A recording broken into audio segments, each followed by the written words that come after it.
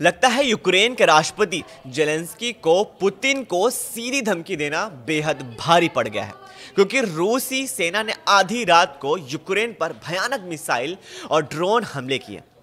अब इन हमलों की तीव्रता का इसी से अंदाजा लगा सकते हैं कि रूस ने करीब 700 मिसाइल और ड्रोन से हमले करके राजधानी कीव को पूरी तरह से ब्लैकआउट कर दिया है। अब जेलेंस्की ने नाटो, अमेरिका और पूरे यूरोप को चेतावनी दी है कि यूक्रेन हारा तो अगला हमला उन पर होगा।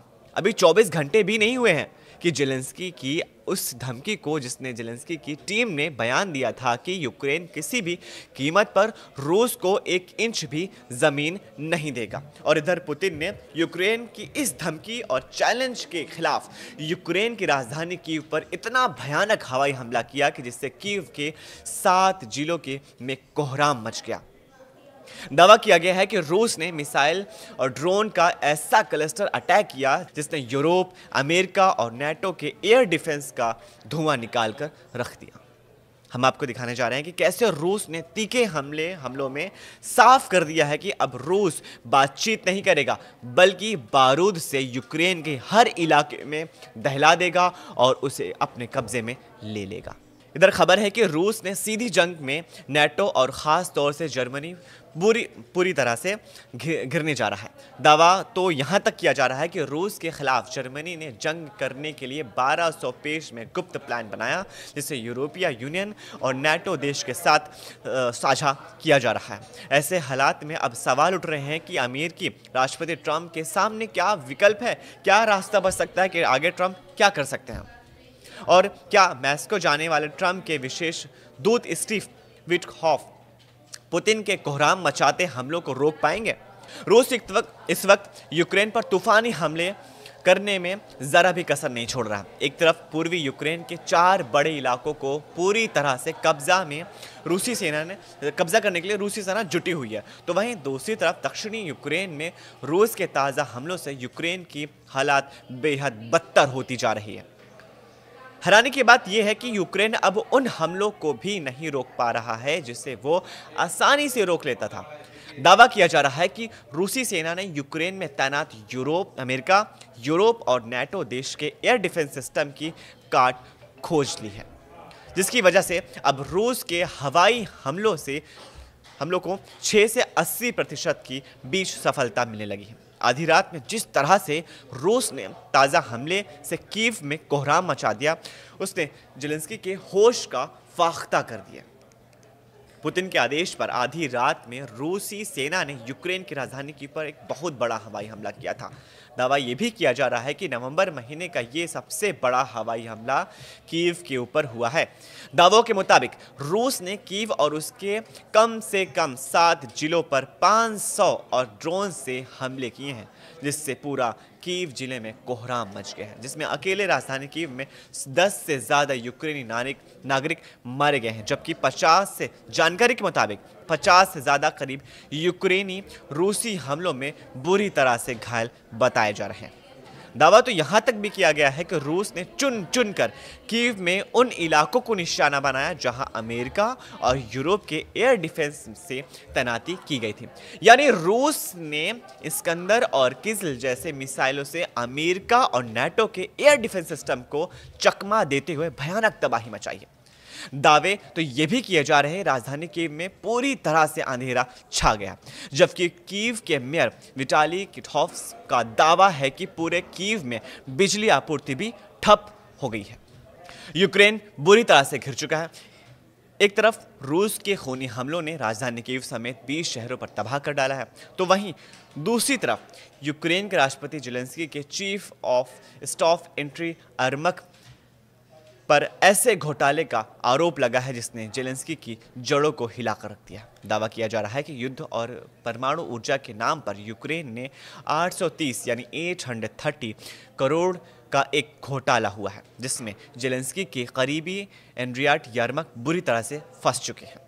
एंड्री यरमक पर घोटाले के आरोप लगने के बाद यूक्रेनी राष्ट्रपति जेलेंस्की ने कहा कि उनके chief of staff Andriy Yermak ने अपने घर पर भ्रष्टाचारी विरोधी छापेमारी के बाद इस्तीफा दे दिया। यरमक एक कवायदार राजनीतिक प्रभाव वाले व्यक्ति हैं। रूस के व्यापक युद्ध के दौरान जेलेंस्की के सबसे करीबी सलाहकार रहे हैं, लेकिन एक घोटाले ने जेलेंस्की की जड़ों को हिलाकर रख दिया। जेलेंस्की ने अपने चीफ ऑफ स्टाफ एंड्री यारमक को हाल ही में उन्हें महत्वपूर्ण वार्ताओं के नेतृत्व करने के लिए नियुक्त किया था। इसमें अमेरिकी राष्ट्रपति डोनाल्ड ट्रंप रूस यूक्रेन युद्ध को खत्म करने के लिए एक नए अभियान का नेतृत्व कर रहे थे। जेलेंस्की ने चेतावनी दी, हम सब कुछ खोने का जोखिम उठा सकते हैं, लेकिन भ्रष्टाचार कांड ने यूक्रेन को हिलाकर रख दिया, जिसने जेलेंस्की की अपनी स्थिति कमजोर हो गई है और इस नाजुक समय में अमेरिका के साथ देश की बातचीत की स्थिति खतरे में पड़ गई है। यूक्रेन अपने यूरोपीय सहयोगियों के समर्थन से अमेरिका के नेतृत्व वाली शांति योजना के मसौदे पर शर्तों की बदलने की कोशिश कर रहा है, जिसे मूल रूप से रूस के पक्ष में भारी माना जा रहा था। अब ऐसे हालात में यूक्रेन के लिए दोहरा झटका है। पिछले 24 घंटे में रूसी सेना ने पूर्वी यूक्रेन के कम से कम 8 इलाकों पर तूफानी हमले कर दिए और काफ़ी ज़्यादा तबाही मचा दी। दावों के मुताबिक यूक्रेन में लड़ाई तेज होने के साथ ही एक दिन में 200 से ज़्यादा झड़पें हुई हैं। यूक्रेन की सेना का कहना है कि पिछले 24 घंटे में 216 यानी 216 मुठभेड़ें हुई, जो पिछले हफ्तों में सबसे भीषण जंग है।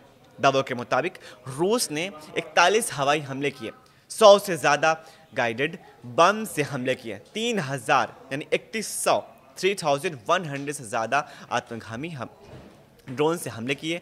यूक्रेनी ठिकानों और कस्बों को पर लगभग 3000 यानी 3000 तोप के गोले दागे गए। कई मोर्चे पर यूक्रेनी और रूसी सेना के बीच आमने सामने की जंग हो रही है। यूक्रेनी सशस्त्र बलों के जनरल स्टाफ ने दावा किया है कि उनके बलों ने पिछले दिन 1140 रूसी सैनिक को मार डाला या घायल कर दिया। यूक्रेनी सेना का यह भी दावा है कि उसने पिछले 24 घंटे में एक रूसी टैंक, 3 बख्तरबंद लड़ाकू वाहन, 21 तोपखाना इकाई, 214 यानी 214 ड्रोन और 2 विमान नष्ट कर दिए हमला करके। अगर रूसी हमले को लेकर पिछले 60 दिनों के आंकड़ों पर नजर डालें तो हमले 28 सितंबर 2025 से 27 सितंबर 2025 तक रूसी हमलों में बेतहाशा वृद्धि देखी गई है, जिसमें रूस ने मिसाइलों और ड्रोन का रिकॉर्ड तोड़ इस्तेमाल किया। यूक्रेनी वायुसेना के मुताबिक रूस ने पिछले 60 दिनों में 10,000 से अधिक ड्रोन हमले में इस्तेमाल की हैं, जिसमें से 70% रूस ने शहीद ड्रोन्स का इस्तेमाल किया, जबकि अलग अलग प्रकार के 500 से अधिक क्रूज और बैलिस्टिक मिसाइलों से रूस ने यूक्रेन पर पिछले 60 दिनों में हमला करके तबाही मचा दी। ये आंकड़े यूक्रेन के आधिकारिक रिपोर्ट्स पर आधारित है। रूस का दावा है कि ये हमले यूक्रेन की सैन्य क्षमता को कमजोर करने के लिए किए गए थे, लेकिन यूएन मानवाधिकार निगरानी मिशन के मुताबिक यह नागरिकों पर एक तरह का बुरी तरह हमला है और 2025 में कीव में नागरिक मौतें 2024 की तुलना में 4 गुना अधिक बताई जा रही हैं। राष्ट्रपति जेलेंस्की ने इसको आतंकवादी हमला करार दिया है। रूसी हमलों से यूक्रेनी शहर में हाहाकार मचा हुआ है। रूसी सेना ने पूर्वी यूक्रेन के में व्यवसाय अनुसार गांव पर कब्जा किया और प्रोस्केव के 66% हिस्सों पर नियंत्रण मजबूत कर लिया। इस वीडियो को ज़्यादा से ज़्यादा लाइक कीजिए, अपने फैमिली और व्हाट्सएप ग्रुप में शेयर कीजिए और नीचे दिए गए कमेंट्स में हमें अपनी राय ज़रूर बताइए। क्या रूस आने वाले दिनों में अब ज़्यादा आक्रामक हो जाएगा और क्या यूक्रेन को पूरी तरह से अपना कब्जा कर लेगा? नीचे दिए गए कमेंट्स में हमें अपनी राय ज़रूर शेयर कीजिए। हम फिर मिलेंगे एक नई खबर के साथ, तब तक के लिए शुक्रिया।